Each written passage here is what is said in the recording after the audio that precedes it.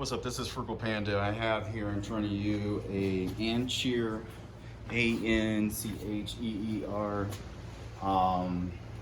electric bike. It's a 16-inch, has 16-inch wheels on it. As you can see, I have a Rad Runner sitting behind it just to show a little bit of a comparison, which has the 20-inch fat tires. This is not a comparison between really the Rad Runner and the Ancheer 16-inch 250-watt motor folding electric bike. So I won't even get into it. They're two different price points. I paid exactly $375. I had a bunch of discounts like Bing rewards. I had points on my, anyway, it was over 100 and some bucks I had of discounts from different things I did. Oh, I opened an Amazon account real quick and it gave you an additional $50 for it. So anyway, I got it real cheap. I didn't buy it for myself. I bought it for my spouse. She's like 5'6", 110 pounds, because this is only 250 watts. Now you'll see all the Ancheers, they're all pretty cheap. Even the mountain bike, the 20-inch fat tire, they're all $600, probably about $500 to maybe $700-800 before discounts. But remind yourself though, these only have a 250 watt motor back here. And I'm not trying to compare it to the Rad Runner, but just for comparison, the Rad Runner has 750 watt Bafang motor in it, which is a lot more motor in it than say this one. Granted, my Rad Runner without the discounts I got on it with all the accessories cost me maybe around $1,700. So two different price points. Now, would I recommend this for a male, probably over the weight of 150 pounds, or female also? No, I would not. And the reason being is that motor, I rode it, I can ride it, but I think I would break this bike after so long because I weigh 205 pounds. So, and I'm 6 foot tall. Height-wise, it was plenty because the seat goes way up. It'll go up to, let's see if I can do it. It goes way up. It goes up pretty far. So as you can see, about right there, let's say right there. So I can fit it, and I've ridden it, and but I can tell I strained that motor on it too much. I wouldn't feel comfortable riding it all the time because I know I'd break it. It's foldable, so I haven't oiled this because I never fold it. I mean, that's a lie, I've folded it before. And it just folds up. Just like that, and you lock it back in place. It's still sitting on. Turn it off real quick. The battery is 36 volts versus the Rad Runner, which is 48. So my son, I wanted to test this out, and I thought if it's not good enough for her, because I didn't want to spend a bunch of money, and she now want to ride it. So what I end up doing is I'll probably get another Rad Runner or Rad Power bike, and there's absolutely nothing wrong with them, but I'll probably end up getting an electric bike, the LECT RIC bikes, just because the price point is so cheap. I want to say they're going for $850 to $899 with free shipping on them. So I kind of want one of them for her too. It's a 20-inch fat tire. So this will be within probably the next year passed down to my 11-year-old son, he's almost as tall as her, weighs 100 and he probably weighs, I don't know if he even weighs 100 pounds yet. He might be around that now. But it's plenty for either one of them. Long-term wise, I don't know. But as you can see with any of these bikes, if something breaks on, what's it gonna be? It's gonna need a new battery, it's gonna need a new motor. That's about it really on them, to be honest with you. So whatever breaks, it's not that big of a deal on them. Also the batteries, if you want an extra one, I want to say I saw them on Amazon for around 200 bucks, I think it was, for those, versus my battery for the Rad Runner, which is $500 through Rad Power. Granted, if I really researched or I took a little class or two, I could probably make my own battery for that one, or at least make sure it has the correct plugins and get it a lot cheaper. Both of them are made in China, so don't think, oh, that's a Chinese bike. Well, actually, they're both Chinese bikes. It's just one that has higher quality.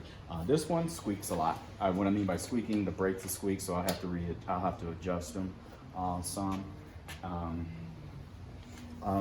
Let's see, mileage with him on it or her on it. Oh, he's stayed with me. And he's actually, at first I was worried. So the first time I charged it up, he went with me and he was on 1 by the time he got back from, it didn't seem like that long of a ride, but it was, granted, it was also a very windy day.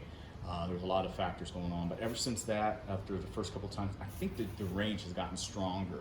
And someone else can help me out on that. If sometimes that maybe the batteries, after they've been charged a couple times, they start really hitting their peaks. So range is not a big deal. He's went 30 miles with me on it. I don't think I tell him with it, because he's young. I'm talking about my son. Don't use the throttle as much. Use the pedal assist. And I tell him a lot of times with this one, Ebike has three modes on it. There's 1, 2, 3 modes up here. Mine has 4. It looks exactly like this one, but mine just has 4. I tell him put it on 2 until we get where we're going. Conserve your energy. Go on there, your battery charge, so you know what you got when you get there, and then you can plan better. But honestly, I don't worry about the range with him. With me on it, I'm sure I'd kill the range on it. But if you're real lightweight, you go pretty far on it. I'm trying to think. Yeah, as I said before, the batteries are real squeaky on it. I've adjusted them a little bit so they've gotten better, but they can get squeaky on you. Little disc brakes, as you can see. Tires are Kendas. Kenda, and not enough on Kenda because my other bike, the Rad Runner, has Kendas on it too. They just have the puncture resistant ones. So decent tires. Once it goes flat though, and once I get a flat, because I've heard complaints about them going flat, even though I've had this for about 2 or 3 weeks now, and I just got back from a ride with him. I will put some like puncture resistant liners inside them once I start getting a flat on them, and maybe get a better tire, perhaps. What did I add? I added this on here. This is actually insulated. $8-9. I'll put it in the a link in the description if you want one of these. It's basically the straps on at the top. You saw me put this on the Rad Runner. I took it off because I realized I couldn't take pictures while riding it because of how it's set up. It blocks the camera. But as far as using it for a phone, it works fine. You can adjust it up and all that stuff. So I put it on here, and I'll get another one so I can actually take you on a ride with me without having to hold the handlebars one-handed. But it fits fine on here. But I'll put a link in the description for this. This was cheap. This is, I think it was a Huffy or something. I'll put it in there. It's also insulated. You didn't know it's insulated. Oh, it's still got stuff in here. It's got a little insulation. It's like a drink, still a little cold. Satisfaction on it, and you guys have seen plenty of reviews of these, so I don't need to go through everything that it can do and can't do. It's a basic e-bike. It's a budget e-bike. Will it fit in the back of your trunk? Yes, it will. What could it fit in that Mercedes right there? See how small that trunk's actually pretty big once you open it up. It can. If I fold it up and all that stuff, yeah, it'll fit in there. Let's see what else comes with it. I'm trying to think. Oh, it came with let's see here. This was in there. It's a little cheap light. I was gonna just not toss it, but just put it up for a backup somewhere. Just hooks on there like that, right down here. You push the button. Okay, it's all right. It takes those little, like almost watch batteries, but I ordered like 10 of them on Amazon for like $5, like Duracells or something. So I was like, I'll hold on to it for now. Versus the Rad Runner, which has a built-in light right down there by the fender. But again, different bike, budget bike. The little bell right there. Oh, the seat. So the seat is, honestly, the seat on this is pretty comfortable. It's got little springs in it, so it helps with a little bit of the bumps, because this one doesn't have fat tires. So no shocks combined with no fat tires can meet a bumpy ride. So it does help out. The seat's a lot more comfortable than on mine if I didn't have fat tires. I'm definitely sure of that. Now, to take the battery out, if you wanted to, see if I can do it. There's a button right there. Let's see, right there's a button, and that pops up. I got a lock there because I never take the battery out. I just bring the whole thing in the house. You just unlock it, pull the battery out. It's real basic. It's not really much to it. And then it locks back in place. You can see the size difference a lot of times. But like I said, you can get the seat down further or higher. So anyway, let's wrap this up. Do I recommend it for a grown man that's on the larger side or whatever? No, I do not. If you're a smaller man or a lighter man, well, let's say just a lighter weight man or woman, you wanna test out the e-bikes, not spend a lot of money, go for it. I'd probably get the 20-inch fat tire one, though. I got this one because here's the problem with the Rad Runner. I can't fold it up, but I have a van. In the van, I can put it in there. I drop the handlebars down and I can slide it right in there. But I had to have other foldable bikes to go in there, or my whole back would be filled up with EV bikes. So I got this. Honestly though, if you're not getting a ton of discounts like I did off of Amazon, if the electric bike was on Amazon, I could use all those discounts I had, I would have bought it in a minute.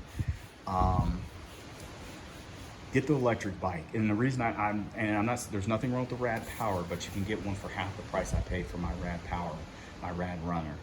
Save you some money, but I'm hearing good things about it. So I recommend you get it. I'm gonna get it for her and me, because when I go on vacation, if we can do at very least anything, throw that bike in there and take it with us for me, her, or my son to hop on and just ride around the trails, whatever. Satisfied with it? Yes, I am. For them, yes, I am.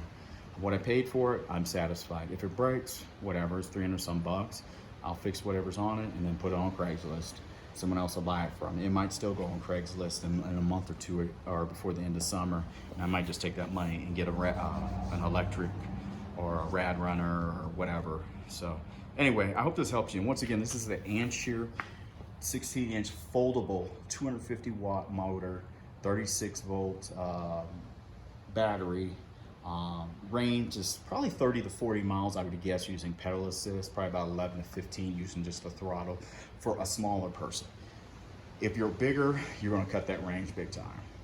Also, speed on it, about 15, 16 miles an hour. If you're lighter and you hop on it, you'll fly. He can almost keep up with me on it, and I can go 20 miles guaranteed, and I know that for a fact. My next review will be of the Rad Runner display after I get it set up to where it supposedly goes 25 miles an hour. So that'll be my next one. If you want to get into the budget e-bikes and check one out real quick and see if you really like it, go for one of these. I'm not going to recommend it or not recommend it. I'm just going to say what it is. It's just a budget. It's a budget e-bike. If you like it, do like I did with my first motorcycle. I got a cheap old first motorcycle to learn on. I outgrew it, and then I spent some money and got a better bike, motorcycle. You can do that with EV bikes too if you just want to make sure it's something you want. Anyways, Frugal Panda signing off. Hope you have a good day.